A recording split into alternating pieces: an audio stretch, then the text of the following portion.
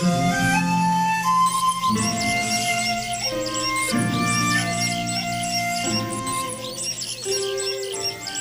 The lord. మన ప్రభువును మన రక్షకుడైన యేసుక్రీస్తు వారి ఉన్నతమైన నామంలో మీ అందరికీ మా హృదయపూర్వక వందనములు.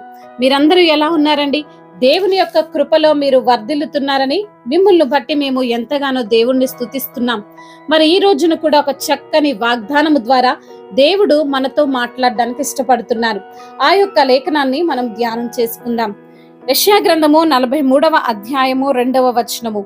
నీవు జలములలో పడి దాటునప్పుడు నేను నీకు తోడయుందును, నదులలో పడి వెళ్ళునప్పుడు అవి నీ మీద పొర్లి పారవు. నీవు అగ్ని మధ్యను నడిచినప్పుడు కాలిపోవు, జ్వాలలు నిన్ను కాల్చవు. హల్లెలూయా. దేవుడు ఒక చక్కని వాగ్దానం చేస్తున్నాడండి. మరి నీవు జలములలో పడి దాటుతున్నప్పుడు అవి నీ మీద పొర్లి పారవు అంట. నువ్వు ఎక్కడ ఎంతటి కష్టమైన శోధనలో గుండా నువ్వు వెళ్తున్నప్పటికీ అవి నిన్ను ఏమీ చేయవని దేవుడు వాగ్దానం చేస్తున్నాడు. ఎందుకంటే దేవుడు నీకు తోడై ఉంటాడు. ఆయన యొక్క కృప నీ పైన ఉంటుంది. ఆయన యొక్క మెండైన కాపుదల నిన్ను కావలి కాస్తుంది. హల్లెలూయా. అవునండి. మరి ఇజ్రాయేలు ప్రజలు ఆ సముద్రములో పడి వెళ్తున్నప్పుడు ఆ సముద్రపు నీళ్లు గోడగా నిలిచిపోయాయి.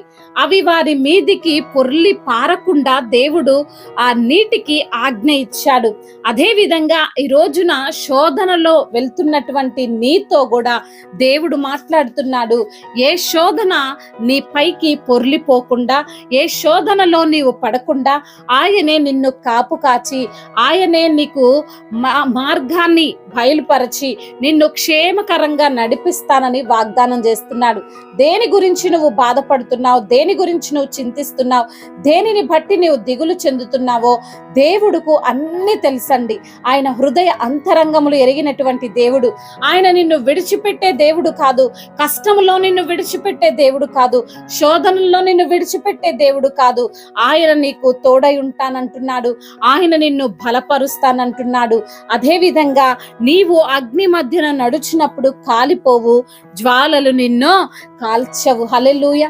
మన దేవుడు అగ్నిని సైతము ఆర్పగలిగినటువంటి దేవుడు. ఆయన సర్వశక్తిమంతుడు. ఆయన పేరు దహించు అగ్ని అయి ఉన్నాడు అని దేవుని యొక్క లేఖనములు సెలవిస్తున్నాయండి. అంతటి దేవుడు నీకు తోడుగా ఉన్నాడు, నిన్ను బలపరుస్తున్నాడు. ఎలాంటి అగ్ని మధ్య నువ్వు నడిచినా, ఎలాంటి ఆపదలో నువ్వు చిక్కుబడినా నువ్వు భయం చెందాల్సిన అవసరమో లేదు. ఎందుకంటే ఆయన నిన్ను నిర్మించాడు, ఆయన నీకు రూపునిచ్చాడు, ఆయన సొత్తుగా నిన్ను చేసుకున్నాడు. దేనికి కూడా నీవు దిగులు చెందకు. ఇజ్రాయేలు ప్రజలు ఏ విధంగా అయితే దేవుడి పైన ఆధారపడి నడిచారో, ప్రతి నిమిషము ఆయన యొక్క సన్నిధిని వారు అనుభవించారో, అదే విధంగా నీవు కూడా దేవుణ్ణి అంటిపెట్టుకొని ఉంటే ఆయన నీకు తోడై ఉండి నీకు క్షేమాన్ని అనుగ్రహించి నిన్ను బలపరుస్తూ నడిపించే దేవుడు అని ఈ రోజున దేవుడు వాగ్దానం చేస్తున్నాడు. హల్లెలూయా. మరి దేవుని పైన నువ్వు ఆధారపడు. ఎలాంటి శోధనైనా, ఎలాంటి ఇబ్బందికరమైన పరిస్థితి అయినా, ఎలాంటి ఒడిదుడుకులైనా అవి నిన్నేమి చేయవు. నీ పైకి వస్తున్న అప్పులు, నీ పైకి వస్తున్న అనారోగ్య సమస్యలు, నీ పైకి వస్తున్న ఆందోళనలు, నీ పైన వస్తున్న నిందలు, ఇవేవి కూడా నిన్ను ఏమీ చేయలేవు. ఎందుకంటే వాటన్నిటిని అణిచివేయగలిగిన దేవుడు, వాటన్నిటి నుండి నిన్ను తప్పించగలిగినటువంటి దేవుడు, సర్వశక్తిమంతుడైన దేవుడు నీకు తోడుగా ఉన్నాడు, నిన్ను బలపరుస్తున్నాడు. నీకు ఆయనే మార్గమై ఉన్నాడు. కాబట్టి నువ్వు దిగులు చెందాల్సినటువంటి పని లేదు. దేవుడు ఈ మాటలను దీవించునుగాక. వాక్య భాగమును బట్టి ప్రార్థన చేసుకుందాం. ప్రతి ఒక్కరు కూడా ప్రార్థనలో ఏకీభవించగలరు. ప్రార్థన. మహాపరిశుద్ధుడా, మహోన్నతుడా, మీకు వందనాలయ, స్తోత్రాలు ప్రభా.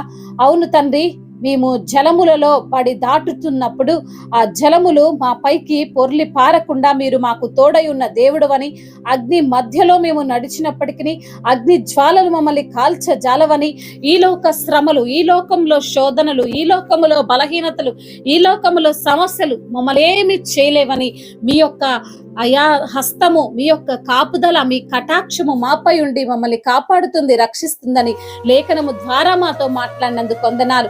అయా ఈ రోజున ఎందరైతే బిడ్డలు ఏ శోధనలో ఉన్నారు, ఏ సమస్యలో ఉన్నారు, ఆ సమస్యను గద్దించండి. బలహీనులను మీరు బలపరచండి. శక్తిహీనులకు మీ యొక్క బలాన్ని దయచేయండి తండ్రి.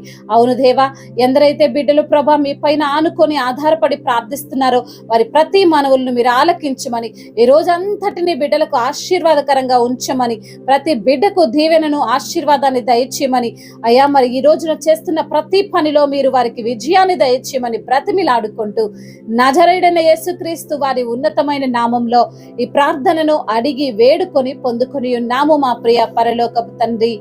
Amen. Amen. May God bless you all. దేవుడు మిమ్మల్ని దీవించి బలపరచి స్థిరపరచును గాక.